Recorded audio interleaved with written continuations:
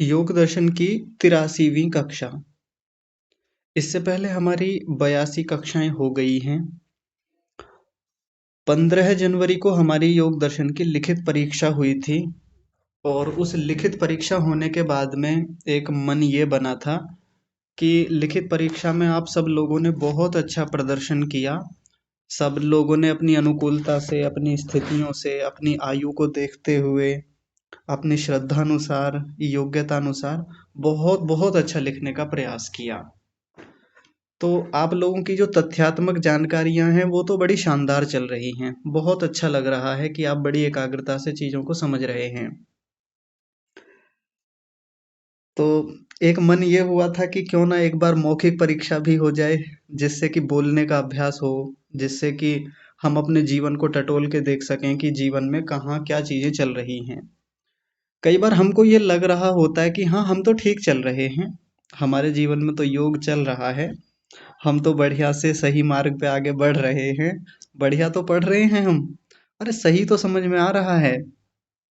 लेकिन ये तो जांचने वाला बताएगा, दूर बैठा हुआ कोई और व्यक्ति बताएगा, या अलग से बाहर से देखने वाला कोई व्यक्ति बताएगा कि वास्तव में योग की कितनी स्थितियां हमारे भीतर बन रही हैं। कई बार हम स्वयं भी अवलोकन कर लेते हैं, बाहर वाला व्यक्ति शायद उतने अच्छे से ना पकड़े, लेकिन हमारे भीतर जो चीजें चल रही हैं मन के स्तर पर। गार्गी बहन जी, वीडियो बंद कर लीजिए, आपका वीडियो ओपन हो गया। गार्गी बहन जी। हाँ जी, ठीक है। तो जब तक इस चीज की जांच नहीं होगी, जब तक इस चीज पर बातचीत नहीं होगी, तब तक वो योग दर्शन पढ़ने का लाभ थोड़ी ही है, या किसी भी विषय को पढ़ने का लाभ है ही नहीं। अब जब मौखिक परीक्षा ली जाएगी तो कई लोगों को थोड़ा सा बाधा होगी बोलने में, कई लोग परेशान हो जाएंगे कि नहीं, हमसे नहीं बोला जाएगा। कई लोगों को लग भी रहा था कि हम कैसे बोल पाएंगे, हमको बोलने का अभ्यास नहीं है, कैसे इन प्रश्नों के उत्तर दे पाएंगे। आप लोगों के लिए आप ही की योग्यता के अनुसार हमने 5 प्रश्न रखे थे, और बड़े सरल प्रश्न हैं, आप ही के जीवन को लेकर ये प्रश्न रखे गए हैं। समूह में भेज दिए थे, जो लोग नहीं देख पाए थे तो वो अब देख लीजिए, कोई बात नहीं। बहुत आसान प्रश्न रखे गए हैं यहाँ पर। बातचीत हम शुरू करेंगे। बातचीत शुरू करने से पहले एक कहानी आपको सुनाते हैं। कहानी इसलिए ताकि थोड़ा सा अच्छा लगे, ताकि आप लोगों को थोड़ी सरलता हो जाए आगे बातचीत को देखने में। समय ज्यादा व्यर्थ ना करते हुए कहानी को थोड़ा जल्दी निपटाने का प्रयास करेंगे। हमारे यहाँ हमारा जो सनातन धर्म है उसमें मुंडन संस्कार की एक परंपरा है। छोटा बच्चा जब 1 2 3 4 साल का हो जाता है तो उसका मुंडन संस्कार कराया जाता है। तो ऐसे ही एक परिवार में ऐसे किसी बच्चे का मुंडन संस्कार हो रहा था। पूरा विधिवत सब व्यवस्थाएं जुटाई गई, रिश्तेदार भी बुलाए गए, अड़ोसी पड़ोसी बुलाए गए, लोगों को आमंत्रित किया गया। बच्चे को बड़ा अजीब लग रहा था कि ये क्या ही चल रहा है, आज आज क्या होगा मेरे साथ। सबकी नजरें उसी पे टिकी हुई हैं। ध्यान से सुनिएगा कहानी को, कहानी हमारी कक्षा से संबंधित ही है। तो रोचकता होती है बच्चे के मन में, एक उत्कंठा होती है, भीतर से जानने की इच्छा है कि आज पता नहीं क्या करेंगे, क्या होने वाला है। सब लोग जो भी आ रहे हैं मेरी चिकोटी काट रहे हैं, आके सहलाते हैं, खिलाते हैं, बार बार गोदी में लेते हैं। ये लोग आज से पहले तो कभी नहीं आए। तो जब ऐसा चल रहा था तो इतने में एक अंकल आए वहां पे, उनके हाथ में उस्तरा था। अब उसको देख के थोड़ा डर भी लगा। सब लोगों ने पकड़ के उसको अंकल जी की गोद में बिठा दिया। अंकल नाई थे, नाई, जो मुंडन करते हैं, बालों को काटते हैं। अब जैसे उनकी गोदी में बिठाया तो उस तरह उठाया, बच्चे को थोड़ा डर लगा कि पता नहीं क्या करेंगे, मेरे साथ क्या होने वाला है आज। अब धीरे धीरे बच्चे को, उसका ध्यान बटाने के लिए उस बच्चे के मम्मी पापा उसके सामने आए और उसके सामने एक झुनझुना बजाना शुरू किया। वो झुनझुना होता है ना खिलौना जैसा, जिसको बजाते तो बहुत तेज आवाज आती है। बजा रहे हैं। अब पीछे से उस तरह चलना शुरू हुआ, आगे से नहीं चलाता वो व्यक्ति, पीछे से चलाता है। जैसे पीछे से चलना शुरू हुआ तो एकदम से हड़बड़ा गया बच्चा, ये क्या हुआ। पीछे को जो गर्दन घुमाई कि देखने के लिए ये क्या हुआ, इतने में जो आगे मम्मी झुनझुना बजा रही थी उन्होंने झुनझुने को और तेज बजाना शुरू कर दिया और उसकी ध्वनि बढ़ा दी और उसके एकदम आंखों के सामने लाके बजाया। तो बच्चा एकदम से अब झुनझुनों की तरफ देखने लगा, उधर ध्यान आकर्षित हो गया उसका। इतने में जो नाई जो थे, वो जो बाल काटने वाले थे, उन्होंने उस तरह घुमा दिया इतनी देर में। जैसे कुछ होता, बीच में कोई बोल पड़ता बहुत जोर से, झुनझुना और तेज हो जाता। कुल मिला के जब तक उसके बाल कट नहीं गए तब तक वो झुनझुना बहुत तेजी से बजता रहा। और उसके बाल उतर चुके थे तब तक। मुंडन हो गया बढ़िया धूमधाम से, कार्यक्रम संपन्न हो गया। इतनी सी थी ये कहानी। अब आप लोग सोच रहे होंगे ये कहानी सुनाने का प्रयोजन क्या है, आज ऐसी कहानी क्यों बताई, और कहानी कोई बहुत बड़ी है भी नहीं। लेकिन इस कहानी में एक शिक्षा है जो हमारी कक्षा से जुड़ी हुई है। इस कक्षा में जो मैं हूँ, मेरी जो भूमिका है वो नाई की भूमिका है। और वो जो उस्तरा है, वो उस्तरा है इस कक्षा में आने वाले सिद्धांत, जो हम चर्चा करते हैं, सैद्धांतिक चर्चाएं जो थोड़ा परेशान कर देती हैं कई बार हमको। कई बार हम परेशान हो जाते हैं कि ये क्या ही चल रहा है, क्या होने वाला है, ये हमारे समझ में नहीं आएगा।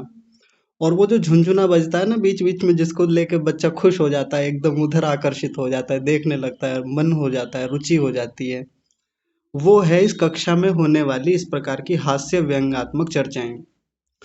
तो कोई ये ना समझे कि बीच बीच में जो हंसी मजाक की बातें होती हैं वो केवल हंसी मजाक है। हंसी मजाक नहीं है, सिद्धांतों को आसानी से समझने के लिए वो झुनझुना कई बार बजाना होता है। ताकि वो विषय अच्छे से समझ में आए। बस इतना प्रयोजन है इस कहानी का। ऐसे झुनझुने बजते रहेंगे आगे भी आप लोगों को, जिससे कि रोचकता बनी रहे। नहीं तो दर्शन जैसा विषय है, नींद आने लगती है कई बार कक्षाओं में और समझ में नहीं आता है। तो आप लोग परेशान ना हो बिल्कुल भी कि अब ये क्या विषय चलने वाला है। आप लोगों की जो परीक्षा है बिल्कुल ऐसे ही मुंडन संस्कार की तरह होने वाली है। घबराने की कोई आवश्यकता नहीं है उसमें। तो मैं आप लोगों का नाम लूंगा किसी का भी, आप लोग अपना माइक अनम्यूट करेंगे और फिर प्रश्नों का उत्तर देंगे। सबसे पहले मैं अनीता माता जी को कहूंगा, आप अपना माइक अनम्यूट कीजिए। आपसे पहला प्रश्न है। जी आचार्य जी।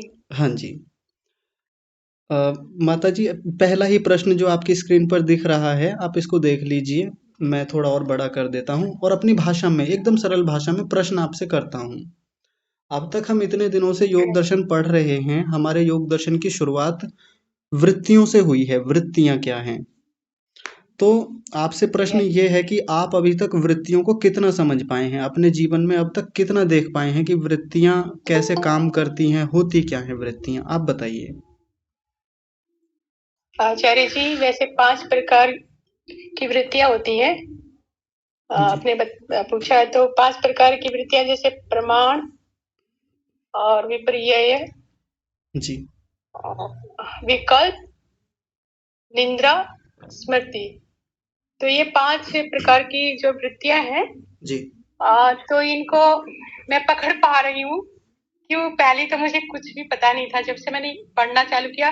लेकिन अभी तो 1 महीने से बहुत व्यस्तता बढ़ गई है। जी कल भी 4 मेहमानों को भेजा है। जी लेकिन फिर भी जो मैंने अनुभव किया वो मैं आपको शेयर कर रही हूँ कि पढ़ने का मुझे टाइम बिल्कुल नहीं मिलता है। हाँ जी तो जैसे प्रमाण वृत्ति में मैंने ये समझा आचार्य जी, जैसे एप्पल है, मेरे सामने एक सेब है, एप्पल। तो उसको मैं देख रही हूँ कि ये जी बहुत अच्छा फल है।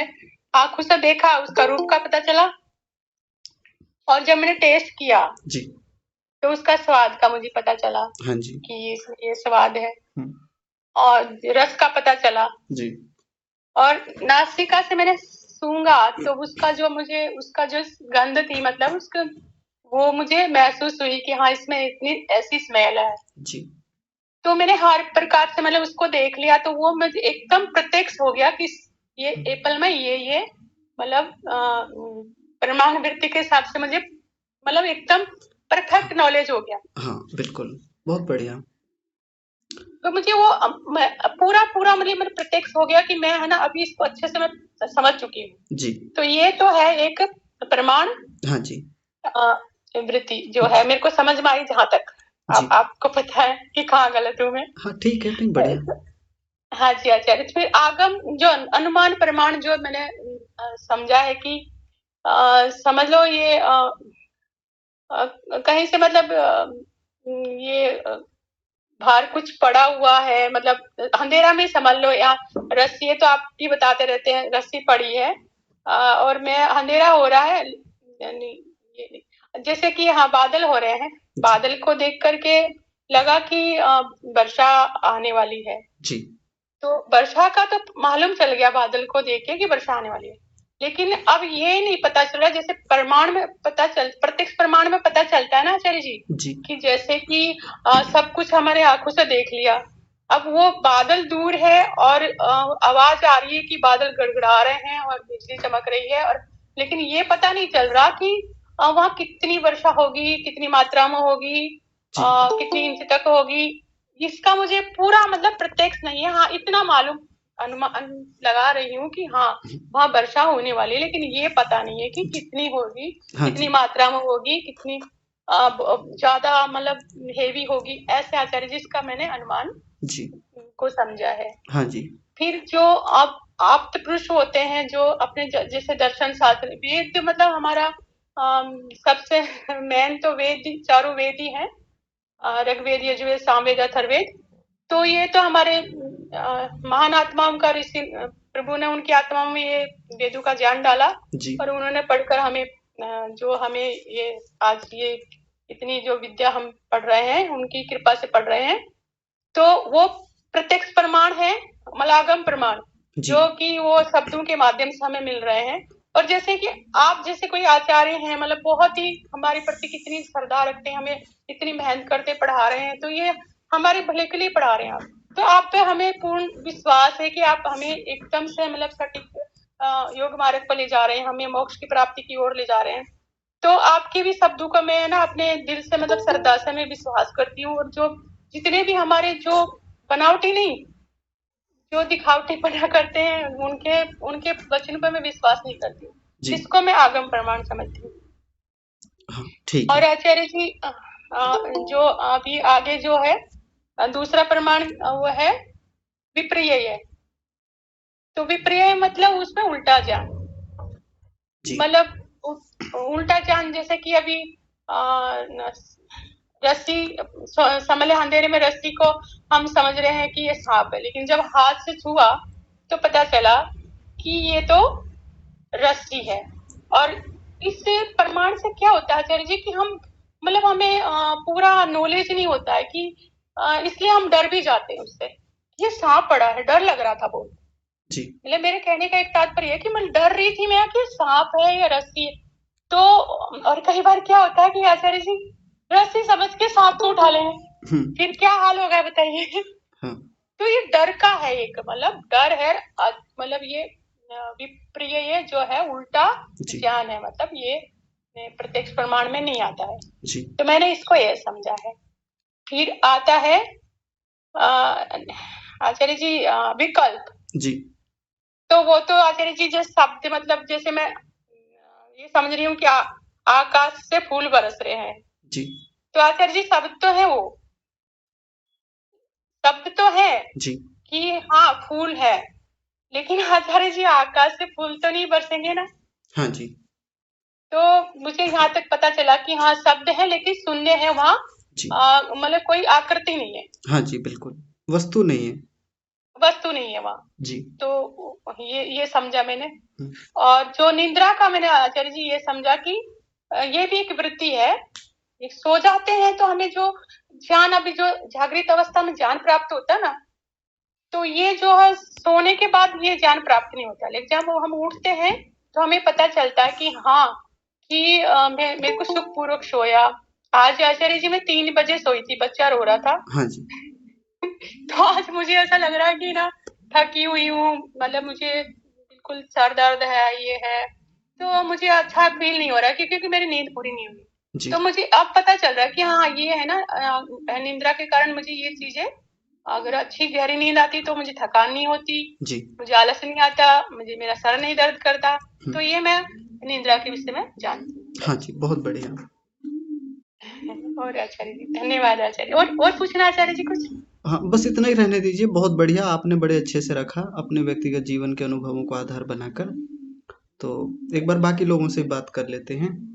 धन्यवाद आचार्य जी। हाँ जी, ठीक है। आगे सौरभ जी हैं। सौरभ जी, आप बताएंगे? जी आचार्य जी, प्रयास करते हैं। हाँ जी। अभी देखिए, इसी प्रश्न में एक बात ये है, क्लिष्ट वृत्तियों से आपके जीवन में क्या प्रभाव हुआ है? अक्लिष्ट का नहीं बताना, क्लिष्ट का बताना है। तो ये क्लिष्ट वृत्तियां आज तक आप कैसे पकड़ पाए हैं कि आपके जीवन में कितना प्रभाव डाल रही हैं? सही प्रभाव डाला इन्होंने या परेशान ही किया आज तक? परेशान किया तो कैसे किया, या अच्छा कुछ लाभ देखा इन वृत्तियों से तो क्या लाभ मिला अब तक, वो अपना अनुभव बताना है आपको। आचार्य जी, क्लिष्ट वृत्तियां नुकसान तो पहुंचाई, बहुत नुकसान पहुंचाई और जी। खूब पहुंचाई। हम्म, उनको पकड़ भी पाया और अपने आप की परीक्षण भी कर पाया कि कहाँ अभी क्लिष्ट वृत्तियां अभी जीवित है, क्योंकि पिछले कुछ दिनों में हमारी जो अपनी जीवन रही वो बहुत बहुत खराब परिस्थिति में रही। जी। और तो पहले तो पता ही नहीं था क्लिष्ट या अक्लिष्ट होता क्या है, फिर पता चला कि ये होता है। तो फिर मैंने वहां से देखने का प्रयास किया और देखने के बाद मुझे ये समझ में आया कि मैं इनसे, जैसे सपोज दैट मैं हम लोग किसी से उम्मीद लगा लेते हैं, जी। तो मैं भी ऐसा ही करता था कि क्योंकि मेरा स्वभाव ही ऐसा था कि मैं, मतलब जैसा है, जो सत्य है तो सत्य है मुंह पे एकदम सामने। जी। और मैं किसी को मतलब झूठ है तो वो मुझे पछता नहीं था, मैं उसको मानने को तैयार नहीं होता था। और ये चीजें मुझे बहुत परेशान की। मैंने सच्चाई बोल के भी परेशान हुआ और झूठ बोल के भी परेशान हुआ। हाँ जी। और जीवन में क्लिष्ट वृत्तियां कुछ अच्छी भी रही, कुछ बुरी भी रही। अच्छी कैसे रही? अच्छी, गुरु जी, कुछ चीजें जान।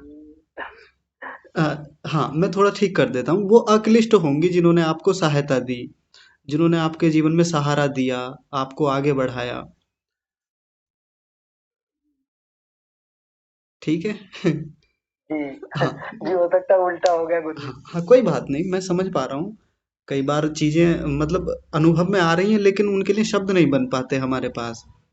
जीवन में प्रत्यक्ष किया है उनको, उनका लाभ लिया है या हानियां देखी हैं, लेकिन हम बता नहीं पाते अपने शब्दों में। वो मैं समझ पा रहा हूँ उस चीज को, कोई बात नहीं। ठीक है, औरों से पूछ लेते हैं एक बार जल्दी जल्दी, ताकि बाकी लोगों का भी नंबर आ जाए। आगे नीति माता जी, आप बताएंगे? हाँ जी, नमस्ते जी। हाँ, नमस्ते माता जी। आपको अपना अनुभव हाँ बताना जी। है कि अक्लिष्ट वृत्तियों ने आपके जीवन में आज तक क्या-क्या लाभ दिए, उनसे आपने कैसे लाभ लिया? वो वृत्तियां कैसे आपके भीतर जा रही थीं, या विचारों के रूप में भीतर थीं, और उन्होंने आपको आगे बढ़ने में, साधना में, व्यावहारिक जीवन में बहुत फायदा पहुंचाया? आप वो बताइए। हाँ जी, पर पहले ये अक्लिष्ट वृत्तियां, क्लिष्ट वृत्तियों के जो नुकसान होता था उसको देख के ही आई है। तो जी। उसको साथ में बताऊं, ऐसे कैसे बताऊं? जो केवल, कि अक्लिष्ट हाँ, केवल इनके लाभ बता दीजिए अक्लिष्ट के। मैं समझी नहीं आचार्य जी। मैं कह रहा हूँ अक्लिष्ट वृत्तियां तो लाभकारी होती हैं ना? हाँ जी, हाँ जी। हाँ, तो इनके बस लाभ बता दीजिए, आपने कैसे कैसे आज तक लाभ देखा इनका अपने जीवन में। अ,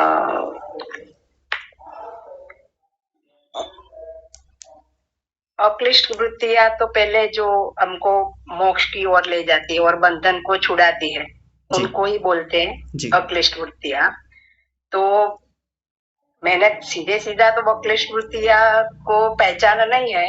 अभी यहाँ योग दर्शन के स्वाध्याय करने के बाद जो मैंने अक्लिष्ट वृत्तियां को पहचाना है। जी। तो पहले तो एक जो मैं दैनिक यज्ञ करती थी, तो उसको दैनिक यज्ञ को मैं ऐसे वो मुझे लाभ मिले उसी हिसाब से नहीं करती थी। पहले से ही मैं ये थोड़ा अभ्यास था, तो पता था कि ये दैनिक यज्ञ करना हमारा क्या बोलते हैं, फर्ज है, मीन्स वेदों में लिखा है। तो उनसे हमें पुण्य तो नहीं मिलेगा, लेकिन वो नहीं करेंगे तो पाप अवश्य मिलेगा। तो उसी हिसाब से उसी को ध्यान में रख के ही करती थी। जी लेकिन अभी ये थोड़ा स्वाध्याय होने के बाद मैं उनको ईश्वर का के साथ जोड़ने के साथ भावार्थ लेके करती हूँ जी यज्ञ में। तो ईश्वर के साथ थोड़ा जुड़ाव अच्छा रहता है, उसके गुणों का चिंतन भी करती हूँ, तो उसमें श्रद्धा मेरी बढ़ी है। तो ये मेरी उसके द्वारा लाभ हुआ है। जी ऐसा मानती हूँ कि ये अक्लिष्ट वृत्ति है। जी और बहुत दूसरों के में घर पे हवन यज्ञ कराने जाते हैं तो ऐसे ही पहले से ऐसा ही सोचते थे कि जो हम सीखे हैं तो यज्ञ का प्रचार था, प्रसार था, जी उसमें कोई मेरे को कुछ लेना नहीं है, ऐसे भाव के साथ ही हम दूसरों के घर यज्ञ कराने जाते हैं, सत्संग कर। तो वो मैं शायद अक्लिष्ट वृत्ति में आएगा ऐसा सोचती हूँ। दूसरा, अभी जो बाद में मेरे को मेरी ये जो वृत्तियां देखने के बाद मैंने जो अक्लिष्ट वृत्तियों की तरफ मेरा मोड़ा है, ऐसे एक दो है मेरे अनुभव के जिसमें अब तक मैं जैसे घर में रहते तो संतानों के प्रति राग तो होता ही है जी। तो संतान कुछ गलत करते हैं, दिखाई देता है कि ये पूरा गलत ही है, जैसे कि सुबह जल्दी नहीं उठना, रात को ज्यादा देर तक जागना, बाहर की चीजें खाना आदि, और भी बहुत होते हैं जो हमको वो गलत ही है, तो हम उनको बताते हैं, तो वो नहीं करते हैं तो हम हमारा उनके साथ राग होने से दुखी होते हैं कि चलो ये राग होगा तभी दुखी होंगे ना कि वो इसको नुकसान होगा, तो हम हमारा उनके प्रति राग होता है तो हम दुखी रहते हैं। तो मैं अब तक वो दुखी रहती थी, तो ये मेरी क्लिष्ट वृत्ति थी कि मेरा उनके प्रति राग था।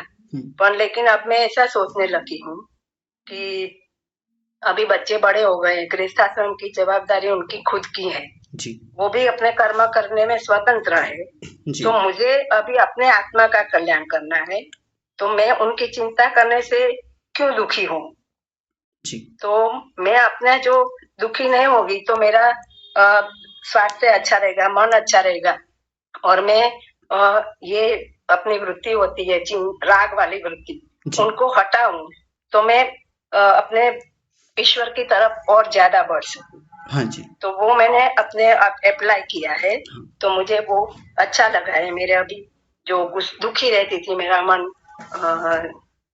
पूरा दिन ऐसे चिंता करती रहती थी जी। तो उससे अच्छा हुआ है।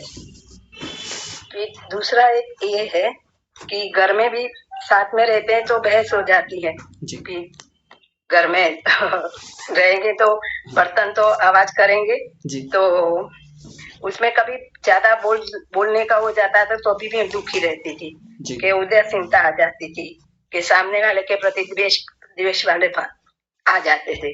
तो मैं पूरा दिन अच्छा नहीं लगता था, मेरे स्वभाव था कि मेरे को सामने जवाब नहीं देना था, लेकिन मैं मन में ज्यादा दुखी रहती थी जी।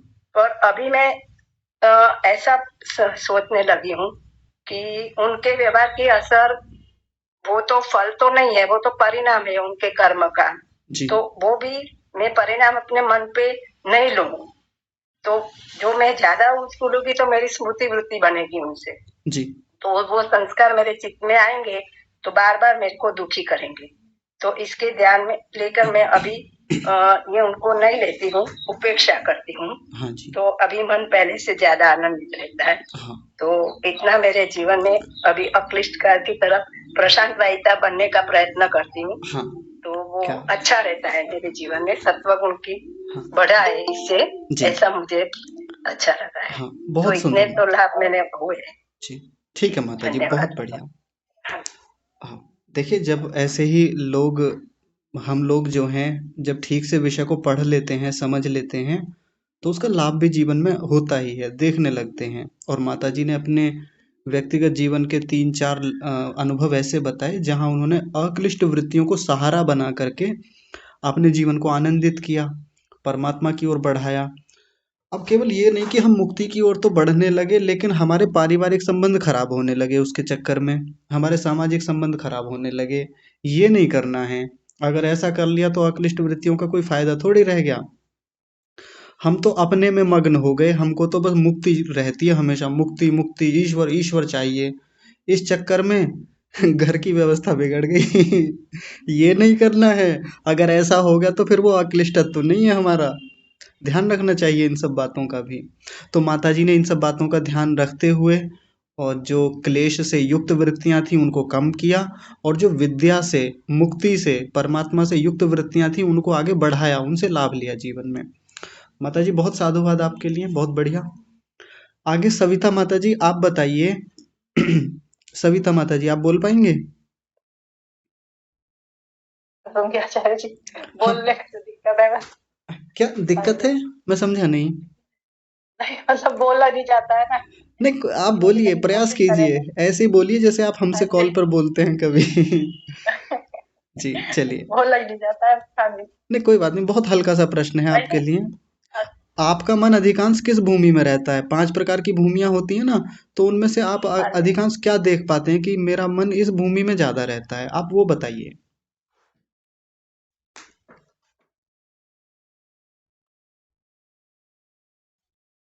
आचार्य जी, मन मेरा तो अधिकतर जो है सुबह के समय तो कहना चाहिए कि मैं एकाग्र अवस्था में ही ज्यादा रहती है। हाँ जी, बढ़िया।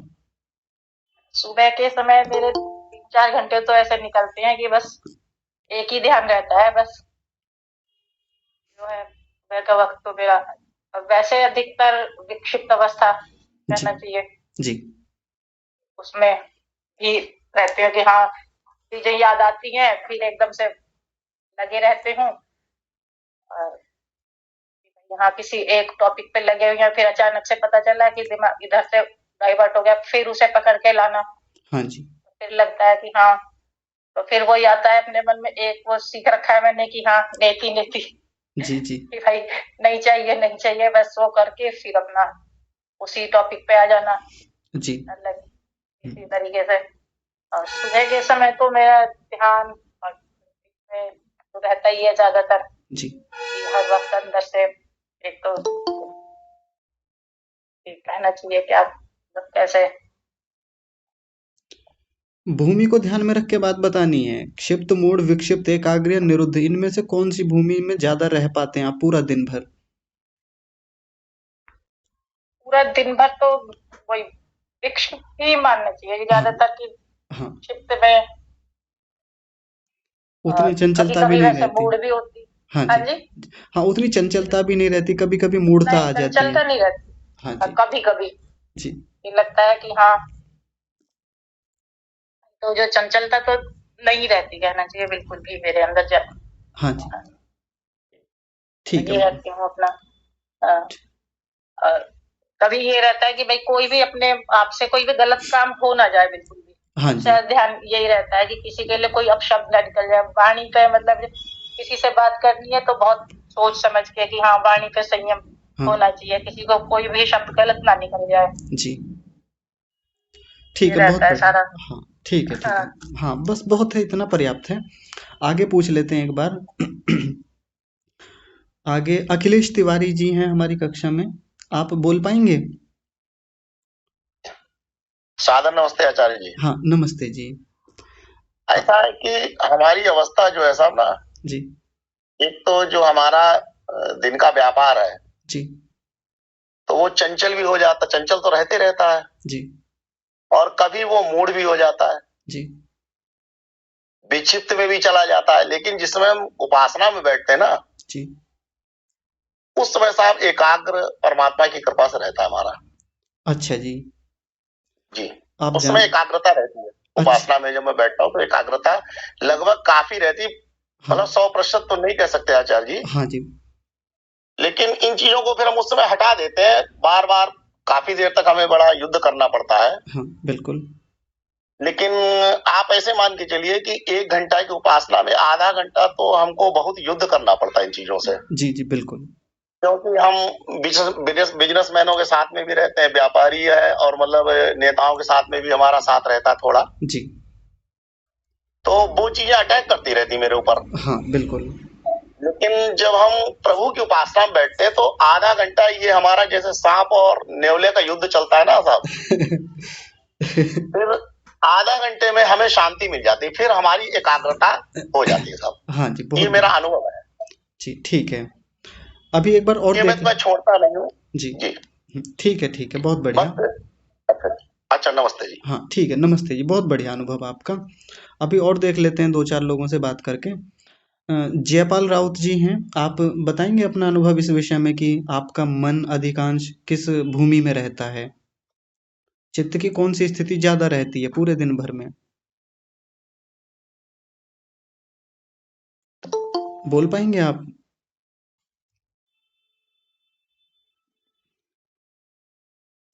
चलिए कोई बात नहीं। गार्गी बहन जी, आप बताएंगे? जी आचार्य जी, मेरा तो अधिकतर विक्षिप्त अवस्था में रहती है आचार्य जी।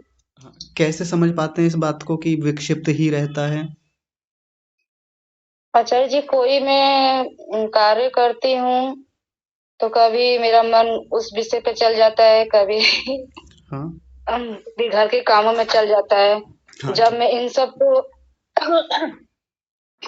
घर के काम करती रहती हूँ आचार्य जी, जी। फिर करते करते फिर अचानक से मन में आता है कि नहीं, जैसे मुझे पढ़ना भी है, मुझे मुझे उसमें अधिकतर उसी में मन लगाना है मुझे। अब इस कार्य को जल्द से निपटाऊं और निपटा करके फटाफट मैं उस कार्य पे जाऊं। हाँ जी। मैं फिर जब मैं पढ़ने बैठती है आचार्य जी, नहीं, मेरे मन में चलता भी रहता है कि मुझे इस विषय को करना है। जी। अधिकतर तो विकसित अवस्था में रहती हूँ, फिर मन में चलता भी रहता है कि नहीं, मुझे इस विषय पे ज्यादा रहना है। हाँ जी। तो फिर मैं आचार्य जी में एकाग्र में हो जाती हूँ। हाँ ठीक है, कुल मिलाकर विक्षिप्त में ज्यादा रहता है। हाँ जी, विक्षिप्त अवस्था में ज्यादा। हाँ ठीक है, बहुत बढ़िया। ये अच्छी अवस्था है यदि हम दैनिक जीवन में विक्षिप्त अवस्था में अपने मन को ला पा रहे हैं। विक्षिप्त वो अवस्था है जब थोड़ी बहुत चंचलता रहती है, लेकिन फिर भी ज़्यादातर हम अपने जीवन में संयम बना के रखते हैं, अपने जीवन में कंसंट्रेशन बना के रखते हैं, विषयों को अच्छे से पढ़ते हैं, घर के काम को थोड़ा एकाग्रता से करते रहते हैं। ये विक्षिप्त अवस्था होती है और ज़्यादातर हम होते ही इसी में हैं। लेकिन यदि कोई व्यक्ति ऐसे हैं कक्षा में, आप अपने आप हाथ खड़ा कीजिएगा अपना, ईमानदारी से कीजिएगा और बिना संकोच के, कि जिनका मन बहुत ज़्यादा चंचल रहता है, चंचल यानी क्षिप्त भूमि, अपने आप खड़ा कीजिए और इस बात को लेकर संकोच मत कीजिएगा कि जी क्षिप्त में रहता है तो लोग क्या सोचेंगे मेरे बारे में। क्षिप्त का मतलब होता है चंचलता, जब विषयों में मन लग ही नहीं पाता, बार बार इधर से उधर, उधर से इधर मन जाता ही रहता है। तो देखिए 3 हाथ खड़े हुए हैं इस समय, तो एक बार मैं बातचीत कर लेता हूँ। चौधरी साहब, आप ही बताइए सबसे पहले। जी आचार्य जी, नमस्ते। नमस्ते जी। आचार्य जी, हम मतलब मेरी जो पर्टिकुलर वो है जी, तो क्योंकि काफी कई विषयों पे जो है चिंतन चलता रहता है, क्योंकि एक विषय पे नहीं रुक के जो है कभी उस पे पहुंच जाते हैं, कभी उस पे पहुंच जाते हैं, कभी उस पे पहुंच जाते हैं जी। और फिर प्रयास करते हैं कि इसमें से हम किस तरह से अपने को जो है सफलता प्राप्त कर लें। हाँ जी। और जब थोड़ी बहुत आंशिक या कुछ सफलता मिल जाती है तो फिर हम जो है एक तरह से विक्षिप्त में आ जाते हैं। हाँ जी, बिल्कुल। और जैसे अभी हम कक्षा कर रहे हैं जी। तो इस समय पूरी तरह से तो नहीं, पर काफी उस तक हम एकाग्रता में हैं जी। या कोई पुस्तक पढ़ते हैं रात को जो है जी। जिसमें वो किया है, तो उस टाइम एकाग्रता हो जाती है, पर उतनी नहीं होती जितनी कि हम प्रयास करते हैं, उतनी एकाग्रता नहीं, क्योंकि वो जो पूरे दिन के जो एक तरह से संस्कार कहिएगा, हाँ जी। उनकी जो स्मृति वृत्ति है वो दिमाग में घूमती रहती है। जी, बिल्कुल। तो पूरी तरह से हम एकाग्र नहीं हो पाते। हाँ जी। अभी तक तो यही स्थिति है आचार्य जी। हाँ जी। वैसे एक बात बता दें आप सभी को, श्रीमान जी भी सुनेंगे, कि एकाग्र स्थिति तो वो है जो ऊंची योग की स्थिति है, जहाँ सूक्ष्म भूतों का, स्थूल भूतों का, इंद्रियों का, तन मात्राओं का, चित्त का, इनका, आत्मा का, सबका साक्षात्कार होता है। एकाग्र तो वो है जो हम ध्यान में बैठ के एकाग्रता बनाते हैं। अभी बात यहाँ मुख्य रूप से चल रही है जब व्यवहारिक जीवन में, दैनिक जीवन में काम करते हुए, आते जाते हुए, यात्रा करते हुए, पढ़ते हुए, वहाँ कौन सी भूमि में रहता है। तो आपने हाथ खड़ा किया था कि आपका मन क्षिप्त में ज्यादा रहता है, यानी चंचलता ज्यादा रहती है। जी जी जी। लेकिन जितना हम आपको दूर से देख पा रहे हैं, अभी यह बातचीत हुई है आपसे पिछले दिनों, आप फोन भी करके प्रश्नों के बड़े उत्तम प्रश्न आप रखते हैं, गंभीरता से भी प्रश्न आप रखते हैं कक्षा में। उससे तो लगता है आप विक्षिप्त में रहते हैं, यानी बड़े ध्यान से विषयों को पढ़ते हैं। जी आचार्य जी, ज्यादातर क्षिप्त रहती है, विक्षिप्त कम रहती है। अच्छा जी। विक्षिप्त तभी होती है जब थोड़ी बहुत आंशिक सफलता हम महसूस करते हैं। हाँ हाँ हाँ, ठीक है जी, समझ गया मैं बहुत अच्छे से। हाँ, और अगर थोड़ा समय दें आचार्य जी, तो मैं आज सवेरे से अपनी पूरी दिनचर्या थोड़ी सी बता रहा हूँ, तो जी मैं चाहूंगा कि मैं नहीं समझ पा रहा तो बताना कि इसमें कौन कौन सी वृत्तियां मेरे साथ घटित हुई आज। हाँ जी, रखिए। जैसे हम सवेरे उठे, जी उठने के बाद में निद्रा में हमें जो कल की हमारी गतिविधियां थी, जिन पे आजकल थोड़ा सा हमारा मंथन चल रहा है, उसे वही शिफ्ट वाले उसमें जी ज्यादातर सपने में वही चीज हमें दिखाई दी। जी सवेरे उठ के हम नित्य क्रिया से सब निवृत्त होके थोड़ा हमने जो है संध्या उपासना करी, पर वो पूरी तरह से, क्योंकि इस समय थोड़ा सा दूसरा हमारे साथ कुछ प्रकरण चल रहे हैं, जी हम पूरी तरह से संध्या में भी उस हिसाब से नहीं अपने मन को स्थिर कर पाए जैसे होना चाहिए। जी उसके बाद में हमने अपना थोड़ा बहुत नाश्ता वगैरह करके जिस काम में हम निकल रहे थे उस काम में हम निकल गए। वो काम करके अब हम वापस आए हैं, तो अब हम थोड़ा सा अपने आप को रिलैक्स महसूस कर रहे हैं। जी और आपकी कक्षा जब से शुरू कर रहे हैं तब से तो फिर कोई शिफ्ट वाली कोई बात ही नहीं है, फिर तो बिल्कुल एक तरह से विक्षिप्त उसमें आ गए हैं। हाँ जी जी हाँ, कोई बात नहीं जी। जी। हाँ जी, तो इसमें आचार्य जी मैं जानना चाहता हूँ कि सवेरे से उठने के पश्चात मेरे अंदर क्या क्या वृत्तियां हुई। हाँ जी। हाँ, देखिए वैसे तो मन अलग-अलग स्थितियों में जाता रहता है बीच-बीच में, कभी क्षिप्त हो जाएगा, चंचल हो जाएगा, कभी मूढ़ता में जाएगा, कभी विक्षिप्त में चला जाएगा। एकाग्रता में तो लाना पड़ता है हमको, वो तो खैर अलग हो गई जब ध्यान में बैठ के किया जाता है। तो आपने जितना अभी तक बताया है, उस हिसाब से भी मुझे विक्षिप्त ही ज़्यादा लगती है। क्योंकि देखिए क्षिप्त वाले के लक्षण ये होते हैं कि ये व्यक्ति ऐश्वर्य विषय प्रिय होता है। विषय प्रिय है, इसको हमेशा कुछ ना कुछ चाहिए, अब ये मिल जाए खाने के लिए, अब वो मिल जाए, पैसा कमा लूँ, यहाँ से ले लूँ, इस बार तो बहुत कम आया, अरे अभी तो ऑफिस भी निकलना है, लेट हो गए, भागो जल्दी से, दौड़ो, उधर भी जाओ, इधर भी जाओ, अभी तो ये भी लेना है। ये होता है क्षिप्त वाले का लक्षण, हम पिछले दिनों देख के आए हैं।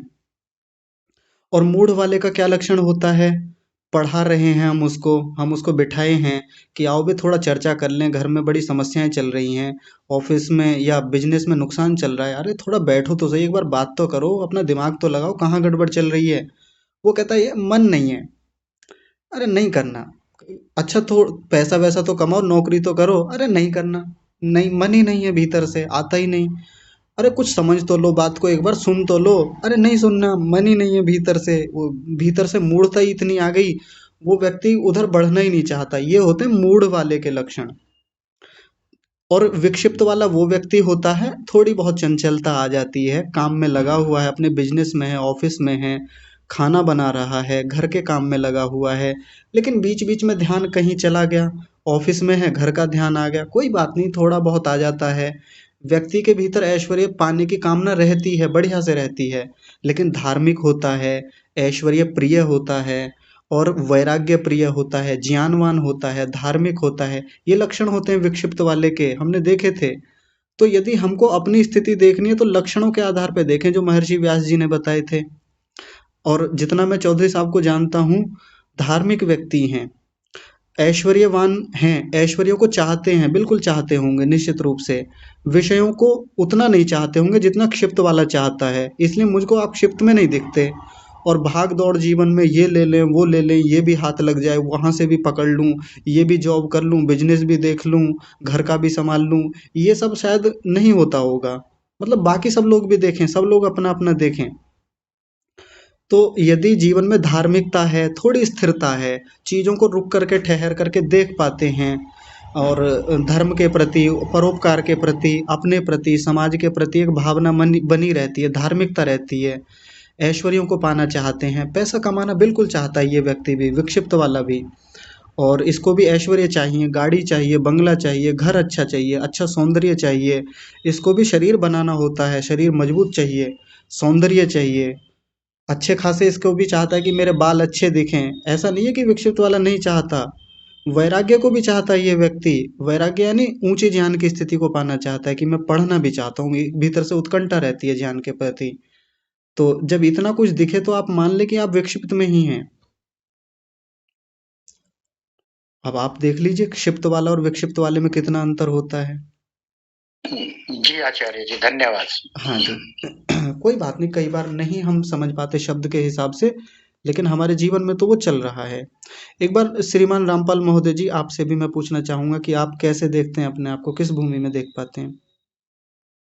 जी मैं तो अपने आप को क्षिप्त में मानता हूँ। अच्छा जी। हाँ, चंचलता तो बहुत है जी। जी और जब ध्यान में बैठता हूँ तो वो विचार आते रहते हैं, फिर मैं घेर घोट के लाता हूँ जी। और घेर घोट कर लाने के बाद में फिर मंत्र चलता है जी। मंत्र के बाद में कुछ देर मंत्र चलता है, फिर कहीं विचार आ जाता है, फिर दोबारा लाता हूँ। जी। क्योंकि हमने जो पहले योग का कोर्स किया था उसमें ये था कि मंत्र चलना चाहिए। हाँ जी। यदि कोई विचार आ जाता है, कर्माशय में पड़ा रहता है, वो तनाव रिलीज हो रहे हैं। हाँ जी। तनाव रिलीज होते हैं और बस वो जब तनाव रिलीज होंगे जी। तो उसे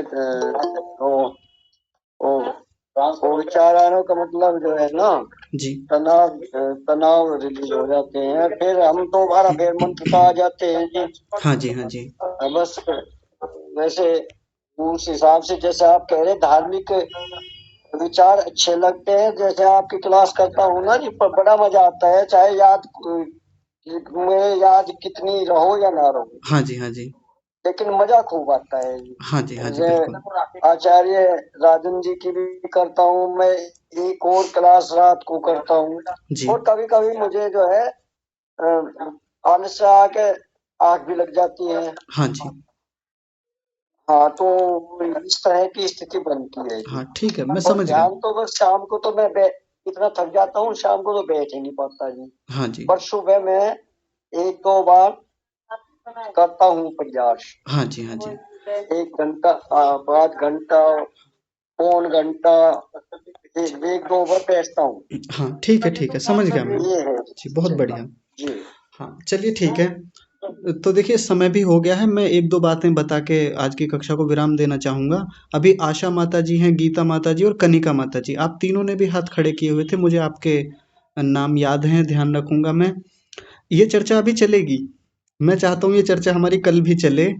इतना तो आप लोगों को समझ में आ गया होगा कि इस मौखिक परीक्षा का उद्देश्य क्या है। क्योंकि केवल पढ़ लें, मैं इधर से बोलता रहूं, आप लोग नोट करते रहें या केवल सुनते रहें, उतने मात्र से काम नहीं चलेगा। विचार करते रहें, अपने जीवन को टटोल के देखते रहें, मैं भी आपसे कुछ बातें पूछूं और आप अपने जीवन के अनुभव रखें। जैसे अभी कई लोगों ने रखे, 7-8 लोगों ने अपने जीवन के बड़े सुंदर अनुभव रखे हैं, तो बाकी लोगों को भी अवसर मिलेगा बोलने का। और जितने प्रश्न अभी और आगे बचे हुए हैं, इन पर भी हम खूब सारी बातचीत अभी और करेंगे, आप लोग रखिएगा।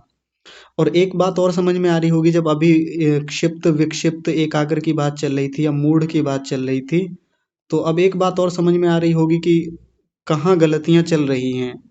इस मूढ़ को कैसे छोड़ना है, क्षिप्त अवस्था को कैसे छोड़ के विक्षिप्त की ओर जाना है, फिर विक्षिप्त से एकाग्र की ओर कैसे बढ़ना है। एक तो था कि जब हम विषय को पढ़ रहे थे तब चीजें अलग तरीके से चल रही थी, अब एकदम प्रैक्टिकल बातें हो रही हैं। अब आप लोग अपने अनुभव के आधार पे बता रहे हैं। अब तक तो मैं बोल रहा था कक्षा में, इधर से बातें जा रही थी, वन वे कम्युनिकेशन था। अब टू वे कम्युनिकेशन है, दोनों ओर से बातचीत चल रही है। मैं आपसे पूछ रहा हूँ, मैं आपके मनों को टटोल रहा हूँ, मैं आपकी आंतरिकता को बाहर लाना चाहता हूँ सबके सामने।